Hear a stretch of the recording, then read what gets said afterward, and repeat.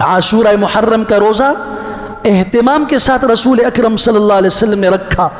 ام المومنین سید عائشہ صدیقہ رضی اللہ تعالیٰ عنہ کی روایت ہے کہ حضور اقدس صلی اللہ علیہ وسلم نے فرمایا روزہ رکھو 10 محرم کو، اور مسلمان اس دن روزہ رکھتے بھی تھے، اور اسی دن غلاف کعبہ کی تبدیلی بھی ہوا کرتی تھی، اور غلاف کعبہ جو چڑھایا گیا سابقہ امتوں میں جب بھی غلاف کعبہ بدلا جاتا تھا اس کے اوپر چڑھایا جاتا تھا۔ یہ ام المومنین سید عائشہ رضی اللہ عنہ کی روایت ہے، 10 محرم کا دن ہوا کرتا تھا۔ یہ روایت بھی صحیح بخاری میں موجود ہے، مسند احمد میں موجود ہے، معجم طبرانی میں موجود ہے۔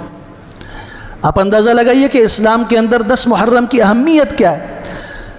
سیدنا امیر المومنین فی الحدیث